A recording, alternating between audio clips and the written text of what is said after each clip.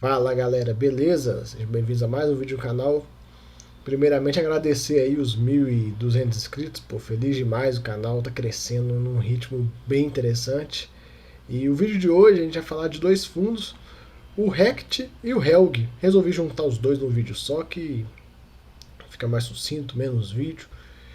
Então, bora pra tela. Vou começar aqui pelo Helg e a gente faz alguns comentários. E teve poucas mudanças em relação ao mês passado, então vamos continuar aqui. Os últimos 12 meses eles estão fazendo, o pessoal da REC está fazendo isso em todos os fundos, né? Os últimos 12 meses aí, o fundo pagou 9%. Em janeiro ele vai pagar 81 centavinhos aí, o valor de mercado tá praticamente R$ 80, então dando aí seus 1% praticamente. A cota tá muito amassada, né? Já esteve mais, agora deu uma respirada. Patrimônio aqui, ó, marquei o 121, porque esse fundo ele subiu bastante o patrimonial dele, teve uma reavaliação que jogou o patrimonial uma porrada para cima. A BL dele 89 mil metros quadrados, é um fundo pequeno ainda, 162 milhões de patrimônio, tudo. De novo ele falando dessas obras, esse REC, logo Camaçari, não tem muito o que falar das obras. Agora um ponto interessante que é essa reavaliação dos ativos. Deixa eu dar um zoom aqui para vocês. Ó, é o seguinte: reavaliaram e teve uma variação positiva de 35 milhões, bem expressiva. Foi bem alto assim esse valor. E aí que aumentou o patrimonial do fundo em R$ 26. Uma baita valorização aí. E o novo patrimonial do fundo agora é 121. Então aqui está um pouco do valor de aquisição, o valor contábil antes e o após. Aumentou aí, grosso modo, uns entre 35% e 40%. É bastante, bem elevado esse aumento. Eles compraram isso aqui bem barato. Aqui um pouco sobre o cancelamento da quarta emissão. E um ponto que eu quero trazer para vocês é o seguinte. Eu até fiz aqui, ó, na calculadorazinha de VP que eu tenho, considerando aquela emissão de R$ 70, quantidade de cotas e tudo, o novo VP, se eles tivessem dado prosseguimento àquela emissão, seria de R$ 94. E o VP do fundo antes da emissão estava aí nessa casa de. Peraí, tá aqui, ó. O VP antes dessa emissão estava na casa aí dos seus R$ 95, mais ou menos. A gente pode até pegar ele ao vivo aqui no Funds Explorer, mas estava nessa casa aí de 95 reais e tudo. Então assim, teria sido extremamente penosa para o cotista essa emissão. Que bom que eles cancelaram. Olha lá, o valor patrimonial aqui ainda está desatualizado, 95. Então ficaria em 94, né, diminuiria mesmo com essa reavaliação, e hoje está em 121. Então, assim, é uma baita valorização. Se você pegar aí 94 para 121, dá uma diferença enorme. E que bom que isso não foi para frente. Teria atrapalhado bem aí o cotista. A gente fala, né, o pessoal da REC bate muito essa tecla, que o patrimonial é um número não é muito correto e tudo, que eles, para quem não conhece o fundo, eles são assim, não é a favor, mas eles não veem problema em fazer emissão abaixo do VP. Então, assim, se você quer ser cotista desse fundo, entenda isso, que tem esse risco da gestão e não tem o que fazer. Não adianta reclamar, xingar em fórum, os caras são assim e é assim que a banda toca. No Rect e no Helg, eles não se importam em fazer emissão abaixo do VP. No REC-R, eles já falaram que não vão fazer, então fica aí. Fica de olho, porque se você quer entrar nesse fundo, vai ter esse probleminha aí. Se pra você é tudo bem emissão abaixo do VP, toca a ficha. Se não, sai fora. Um pouco da distribuição da cota em relação à cota 100, ó. A gente vê aqui 81%, 0,81%, comparando com o CDI. Os ativos do fundo: imóveis 203 milhões, renda fixa 1 milhãozinho, CRI 17, outros ativos 2. Total do ativo 225 milhões. Passivo ele tem 60 milhões em passivo, que são duas parcelas aí que ele tem que pagar. Uma Em dezembro de 2022, final do ano, 10 milhões. Ele tem esse dinheiro, se pegar aí, ó, que ele tem em CRI, outros ativos e liquidez diária banca, ó, ele tem praticamente 21 milhões em dinheiro. E essa terceira parcela de 50 milhões, que já é uma parcela alta, ele não tem esse dinheiro. Por mais que é vencimento de 2023, é daqui a 2 anos, a gente não sabe aí o que vai acontecer, a gente não sabe como é que o mercado vai ficar, tem eleição e tudo, então assim, ponto de extrema atenção essa parcela aqui. Caso o mercado continue ruim para fazer captações, vai ficar bem puxado eles conseguirem essa parcela. E aí a gente chega a ver que a gestão tem de carta na manga para bancar isso aqui. Vamos ver. Vamos ver, o VP foi para 121. Então, assim, para o fundo chegar nesse valor com esse patamar de dividendos, chega, até chega. Mas é uma baita valorização. Hoje, ó, eu posso passar aqui rápido para a gente ver, ó. Hoje deve ser negociado na casa dos R$ 80. Tá pagando aí seus 1%. 121 ele vai pagar bem menos. Então a gente tem que ver se vai ter aí apetite dos investidores entrar nesse fundo. O maior problema que eu vejo nessa expectativa e tudo é a fama da gestão. Infelizmente, essa gestão desagradou muita gente, os problemas que teve no Rect, e aí teve essa emissão cancelada do Helg, que foi uma falação, muita gente ficou bem estressada. Então, assim, cai no descrédito. Infelizmente, cai no descrédito. Então, assim, eles têm que buscar e recuperar a confiança do investidor para dar uma animada na galera. Vamos ver, tem 2 anos aí, tem muita coisa que pode acontecer nesse meio tempo. A relação aí de alavancagem do fundo está num patamar relativamente alto. A gente consegue ver aí que tem um pouquinho mais de 20%, tem coisa de uns seus 25% mais ou menos de alavancagem, e eles têm aí esses imóveis, essa emissão que eles cancelaram, que estão lá prospectados, já estão praticamente assinados as intenções de compra, e vamos ver o que eles vão fazer, se eles vão alavancar via CRI, não sei. Eu imagino assim, pelo que eu fiquei sabendo, são 3 imóveis, né? Tem até uma live do Mois que ele falou isso. São 3 imóveis, pode ser que um entre pro fundo aí. Não acredito que os 3 entrem em forma alavancada, porque ia ficar um passivo muito grande, ia ficar algo bem, um nível de alavancagem para lá de 50%, mas a gente não sabe. Não sabe aí o que pode vir a acontecer. Caso venha ter fato relevante, alguma coisa, eu faço o vídeo. Vamos aguardar, tô de olho aí. Eu imagino que pelo menos um desses 3 imóveis entre por meio de uma alavancagem.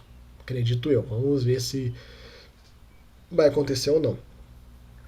Falando um pouco da distribuição mensal em relação a cota 100, então a gente vê 63 centavos, 64, 86, tem que ver, porcentagem de cota 100. Logo, 0,75, 75 centavos. A gente vê que é um fundo que paga aí relativamente bem para um fundo logístico. A gente vê aí os fundos logísticos que estão bem amassados e tudo de preço pagando aí seus 0,7, entre 0,7 e 0,6, e os que trabalham já com alavancagem pagando aí um pouquinho mais. Então, tá em linha aí com o pagamento. Vamos ver o que vai acontecer. Te falar que eu tô bem curioso com esse fundo, justamente por essa emissão cancelada e de ter lá os imóveis, o gestor já falou que são imóveis maravilhosos, toda aquela conversa, né? Então, vamos ver se esses imóveis vão entrar para dentro do fundo. Um pouquinho aqui da participação dos imóveis, a gente vê que tem uma dependência nesse Camaçari, 53%. A classificação dos imóveis, índice de correção,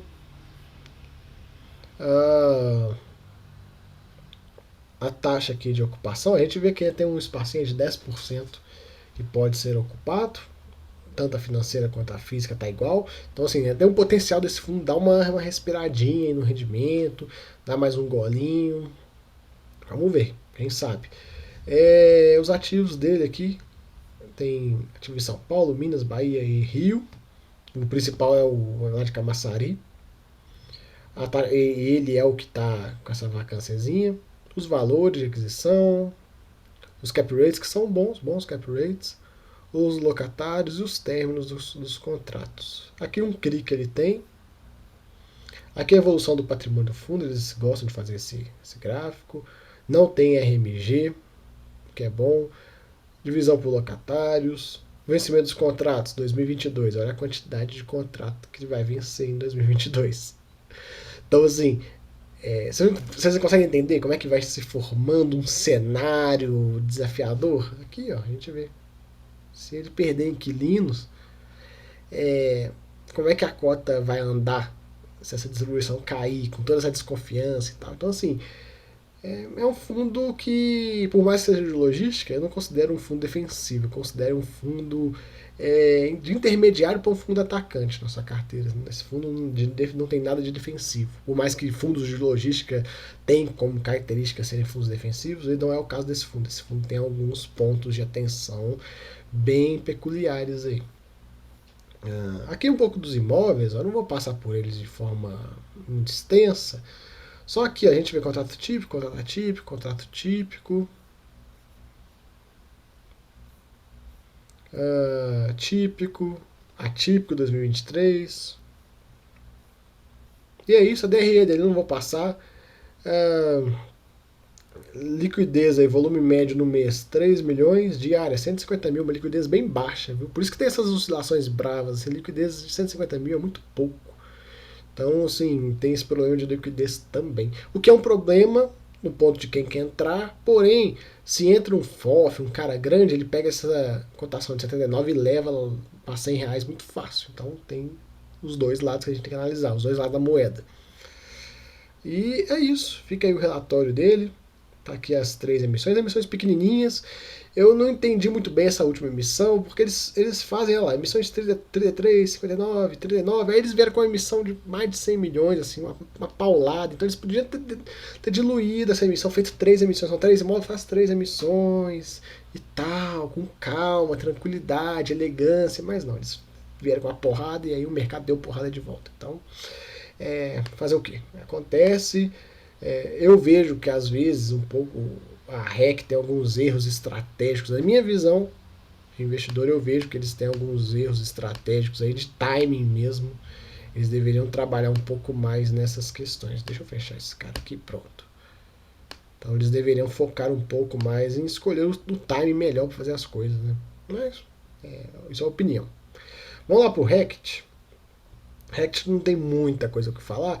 Tá aqui rendimento de 7% aí, vai pagar 54 centavinhos. Aqui os dados dele, eu fiz vídeo dele no mês passado, então não vou passar tanto assim. Revelação dos ativos, teve um ganho bem grande, 50 milhões, 6 reais por cota. Então agora o VP 97, era 886 milhões que eles compraram, o valor contábil era 900 e foi para 954. Foi aí um pouco menos de 10%. Foi aí coisa dos seus 5%, 5 ponto alguma coisa.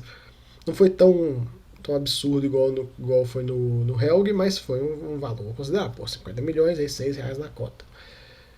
Redução dos passivos. Esse é um ponto, é um ponto de extrema atenção nesse fundo. Vou falar sobre os passivos. Efetuaram um pagamento de 3 milhões de um passivo, ainda tem 6 milhões a pagar. Venda de CRIs, ele fica vendendo e comprando CRI todo mês para gerar um resultado caixa, assim, vender o almoço para comprar a janta, vender a janta para comprar o café da manhã. Então, assim, é para tentar dar uma melhorada nesse resultado do fundo. Não tem muito o que falar, né? É aquela coisa. A gente tem que ver. Já aconteceu do RECR comprar alguns CRIs dele, então tem que ver esse giro que está sendo feito com o fundo da casa, que eles têm um fundo da casa de CRI. E será que o cotista do fundo de CRI está satisfeito com isso? Eu já vi alguns reclamando de quando teve algum giro dessa forma, do REC vender para o REC-R. Então, assim, vamos ver. Já acompanhando. Aqui os ativos do fundo, ó, não tem muito o que falar. Agora, os passivos que são um problema. Esse aqui é o grande problema do fundo, é o que está puxando o fundo para trás demais. Então a gente vê, ó, obrigação para aquisição de imóvel, Cidade de Matarazzo, 57 milhões. Eles têm que pagar isso. Eles fizeram essa opção.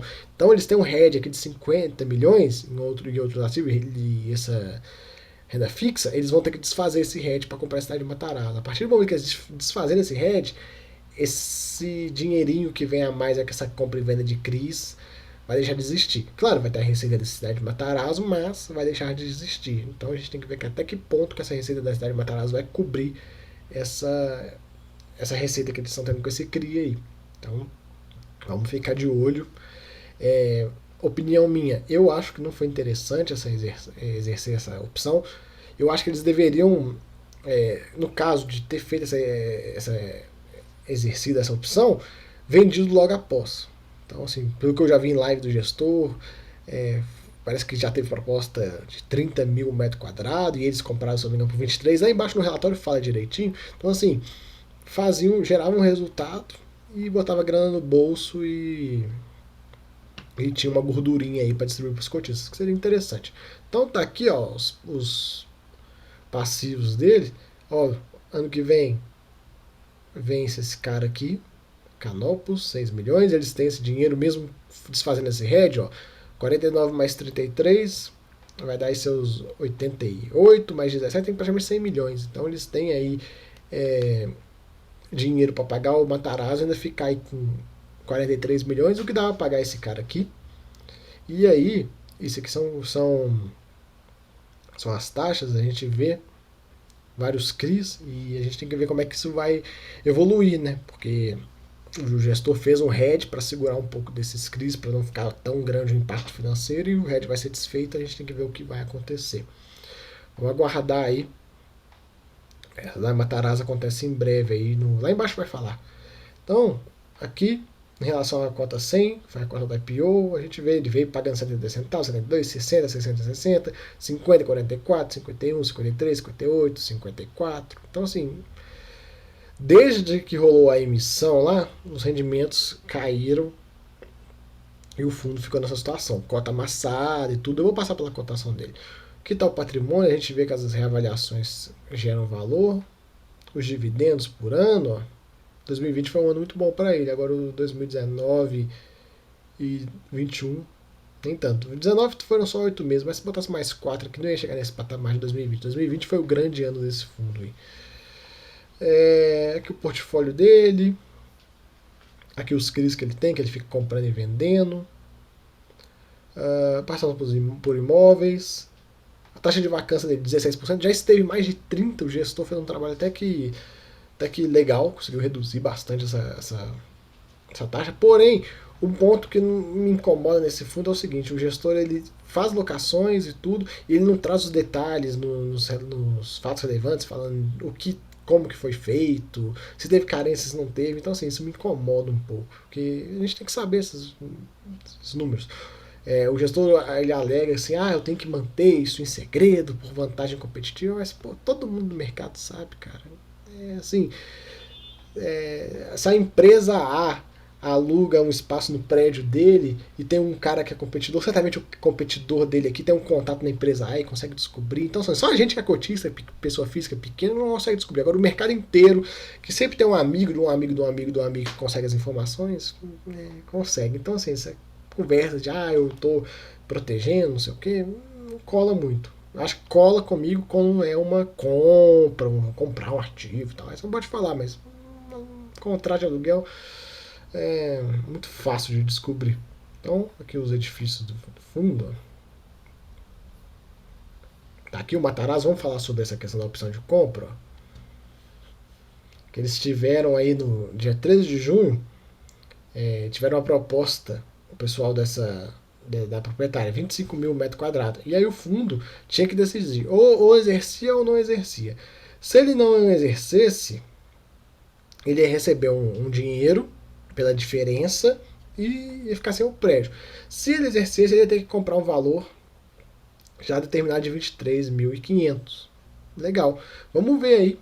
Quem sabe eles vão vender esse ativo. Eu acredito que não vão vender. A minha ideia, a minha visão era que seria interessante vender para gerar resultado, gerar lucro e voltar o head da dívida. Porém, o gestor fala que esse é um prédio muito bom e tudo. Realmente parece muito bom e ele quer carregar. Escolha dele, tudo. Vamos ver se a estratégia dele vai se comprovar correta aí. Então tá aqui os outros prédios. Não vou passar, não tem muito o que falar. DRE. Aqui um pouco da cota, ó, a gente vê como é que a cota veio se amassando. Ó. Já bateu praticamente R$ 60. Agora deu uma respirada boa. O número de investidores está aí estável na casa aí dos seus 80 mil cotistas. E acabou. Esse relatório, quem quiser ver, eu não vou passar por isso, mas ele tem aqui as áreas disponíveis para alocação, mostrando como é que é e tudo. Não vou passar por isso. Se você tiver interesse em ver, dar uma olhada, ajudar a gestão do trabalho, não é, assim, não é trabalho do cotista isso, mas eles colocaram lá, achei interessante, vai que alguém vê e se interessa. É, aquela coisa, não tem nenhum problema em se fazer isso. Só tem um possível benefício no futuro. Então, fica aí o vídeo. Esses dois fundos tem vários pontos de atenção nesses dois fundos, várias peculiaridades, coisas que vocês têm que pegar, analisar, ler vários relatórios para poder tomar uma decisão. Esses dois são dois tipos de fundos que você tem que ler tipo um ano de relatório para trás para você conseguir entender o que está acontecendo hoje. Então, pô, gostei por todos os problemas que eu citei no vídeo e tudo. Quero investir nesses caras, beleza. Vai lá, pega os 12 últimos relatórios, os fatos relevantes, lê tudo. Aí você vai entender todo o cenário, principalmente no Rect, que teve a emissão lá abaixo do VP, que gerou um ruído, então entende. E no Helg, para entender o que se aconteceu aí nessa emissão que foi cancelada.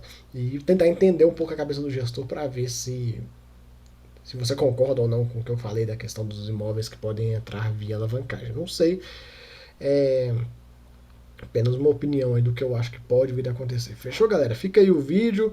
Valeu, até a próxima. Não esqueça de se inscrever. E tem um grupo Telegram também, tá na descrição. Fechou? Valeu, fui!